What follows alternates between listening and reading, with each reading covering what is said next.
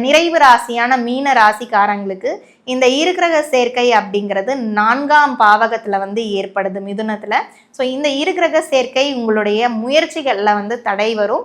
So நீங்க ஏதாவது ஒரு ப்ராப்பர்ட்டி சேல் பண்ணணும்னு நினைச்சிட்டு இருக்கீங்கன்னா அந்த இடத்துல உங்களுக்கு தடைகள் அப்படிங்கிறது கொடுக்கும். ஸோ உஷாரா இருக்க வேண்டியது அவசியம். முதல்லயே யாரையும் நம்பி பணத்தை கொடுக்க வேண்டாம். ஸோ டாக்குமெண்ட் விஷயத்துல கட்டாயம் 2 முறையாவது படித்து பாருங்க.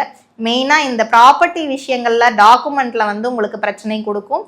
ஸோ யாரையும் நம்பி பணத்தை இன்வெஸ்ட் பண்ணாதீங்க. ட்ரேடிங் ஆகட்டும், ஷேர் மார்க்கெட் ஆகட்டும், ஆன்லைன்ல இன்வெஸ்ட் பண்றது, இதெல்லாம் இந்த ஜூலை 2025 முதல் தவிர்க்கிறது ரொம்பவே அவசியம். ஸோ குடும்ப வாழ்க்கையிலுமே சரி சின்ன சின்ன மனஸ்தாபங்கள் அப்படிங்கிறது ஏற்படும். ஸோ யாரெல்லாம் மீனராசிக்காரங்களாக இருக்கீங்களோ அவங்களுடைய தாயாரோட ஆரோக்கியத்துல மிகவும் கவனம் செலுத்த வேண்டும். கொலஸ்ட்ரால் சம்மந்தப்பட்டது அல்லது சுகர் சம்மந்தப்பட்ட பிரச்சனைகள் அப்படிங்கிறது அவங்களுக்கு வரும். ஸோ ஒரு சிலர் பார்த்தீங்கன்னா வண்டியிலேருந்து கீழே விழறதுக்கு கூட வாய்ப்புகள் அப்படிங்கிறது இருக்கு. ஸோ யாரெல்லாம் மீனராசி அவங்களுடைய தாயாரை அக்கறையோட பார்த்துக்கோங்க. உங்களுடைய ஆரோக்கியத்திலையுமே சரி வயிறு சம்பந்தப்பட்ட உபாதைகள் அப்படிங்கிறது ஏற்படும். ஸோ அஜீரண கோளாறுகளும் வரும். ஸோ கடை உணவை அவாய்ட் பண்ணிட்டு வீட்டில் சமைக்கிற உணவு எடுக்கிறது ரொம்பவே நல்லது. காரசாரமான உணவை இந்த நேரத்துல நீங்க தவிர்க்க வேண்டும். ஸோ அடுத்தது மாணவிகளாக இருந்தீங்கன்னா உங்களுடைய படிப்பு சம்மந்தப்பட்ட விஷயத்துல டீச்சரோட ஒரு சண்டை நடக்கிறது, ஸ்கூல்ல படிக்கக்கூடியவங்களாக இருந்தீங்கன்னா இல்ல காலேஜ்ல இருந்தீங்கன்னா ஹெச்ஓடியோட ஒரு சண்டை, சின்ன சின்ன பிரச்சனைகள் அப்படிங்கிறது நீங்க தப்பே செஞ்சிருக்க மாட்டீங்க, ஆனா உங்களை கூப்பிட்டு வார்ன் பண்ணுவாங்க. ஸோ இந்த மாதிரி பிரச்சனைகள்லாம் நீங்க ஃபேஸ் பண்ண வேண்டி வரும். ஸோ இதுலெல்லாம் கட்டாயம் கவனம் செலுத்தி இருங்க. யாரையும் நம்பி, முக்கியமா நண்பர்களை நம்பி எங்கேயும் போக வேண்டாம். ஸோ ஸ்கூல் காலேஜ் படிக்கக்கூடிய நபர்களாக இருந்தீங்கன்னா மதிப்பெண்கள் அப்படிங்கிறது ஓரளவுக்கு வரும், பாஸ் பண்ணுவீங்க. ஆனா அதிகப்படியான மதிப்பெண்கள் எதிர்பார்க்கிறது வேண்டாம். ஸோ அடுத்தது தொழில் செய்யக்கூடியவர்களாக இருந்தீங்கன்னா உங்களுடைய தொழில் ஸ்தானாதிபதியே பார்த்தீங்கன்னா குரு. ஸோ 1க்கும் 10க்கும் உடைய குரு 4ஆம் இடத்துல இந்த இருகிரக சேர்க்கையில ஏற்பட்டு இருக்கனால கட்டாயம் உங்களுக்கு ப்ராடக்ட்ல ஒரு பிரச்சனை வரும். ஸோ தரக்குறைவான ஒரு ப்ராடக்ட் உங்ககிட்ட இருந்து வாங்கிட்டு அந்த மாதிரி தேவையே இல்லாத யாராவது எதிரிகள் மூலியமா ஒரு கம்ப்ளைண்ட் அப்படிங்கிறது உங்க தொழில் மேல விழும். ஸோ ஒரு அவமானம் அப்படிங்கிறதும் அந்த இடத்துல இருக்கு. ஸோ அதனால தொழில் செய்யற இடத்துல உங்களுடைய ஊழியர்கள் மேல ஒரு கண்ணு வச்சுக்கிறது மிகவும் நல்லது. ஸோ வேலைக்கு போறவங்களாக இருந்தீங்கன்னா சக ஊழியர்கிட்ட பார்த்து பேசுங்க. ஸோ வேற எதுவும் பெரிதாக பிரச்சனைகள் கொடுக்காது. திருமண வயதில் இருக்கக்கூடியவர்களுக்கு தாயின் உறவினர் மூலியமாக ஒரு நல்ல வரன் அப்படிங்கிறது உங்களுக்கு ஏற்படுத்தி கொடுக்கும். குழந்தை பாகியத்திலேயே பிரச்சனையாக இருந்து வந்துட்டு இருக்குன்னா உங்களுடைய பூர்வீகத்துல இருக்கக்கூடிய மருத்துவரை போய் அணுகி பாருங்க. அந்த பிரச்சனை அப்படிங்கிறது உங்களுக்கு முழுமையா தீர்வு தரும். ஸோ அடுத்தது பொருளாதாரம் நல்லபடியாக தான் இருக்கு. ஆனா பணம் மட்டும் எதுலையும் இன்வெஸ்ட் பண்ணாம இருந்தீங்கன்னா உங்க பணம் உங்க கையில இருக்கும்.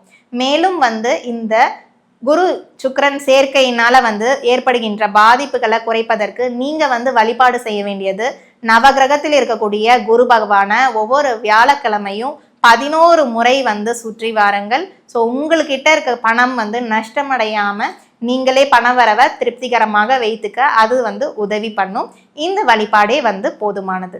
சரி, இந்த பதிவுல மொத்தமா பார்த்தோம்னா இந்த குரு சுக்கிர இணைவு எந்தெந்த ராசிக்காரங்களுக்கு நல்லது, ஸோ மொத்தமா 12 ராசிக்காரங்களுக்கு இது வரைக்கும் வரிசையாக பார்த்தோம். அதுல குறிப்பிட்டு இந்த 5 ராசிக்காரங்க மேஷம், மிதுனம், சிம்மம், துலாம், கும்பம். ஸோ இந்த ராசிக்காரங்களுக்கு ஒரு கஜலட்சுமி ராஜயோகம் தரப்போகுது.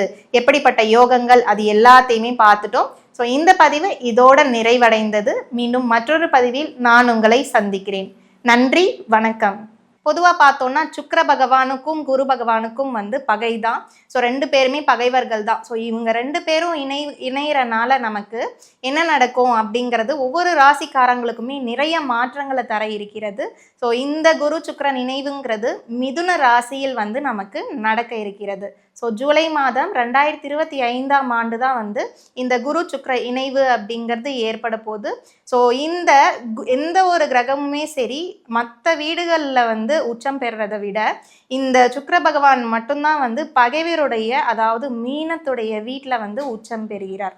ஸோ இந்த உச்ச நிலை அப்படிங்கிறதுமே சரி 2 பேருக்கும் ஏற்படுகின்ற இந்த பிரச்சனைகள், அதாவது குரு சுக்கிரன் இணைவு குடும்பஸ்தானத்தில் இணைகிறாங்கன்னா கட்டாயம் 2ஆம் இடத்துல சேர்க்கை ஏற்படும் பொழுது குடும்ப ரீதியாக பிரச்சனைகள் உண்டு. ஸோ இந்த மாதிரி எவ்வளவோ பார்த்தாலுமே அசுரகுரு அப்படின்னு சொல்லக்கூடிய இந்த சுக்கிர பகவானும் சரி, தேவகுரு பிரகஸ்பதி என்றெல்லாம் அழைக்கப்படுகின்ற இந்த குரு பகவானுக்கும் சரி, இந்த 2 பேருடைய இணைவுகள் நிறைய மாற்றங்கள் தரும்.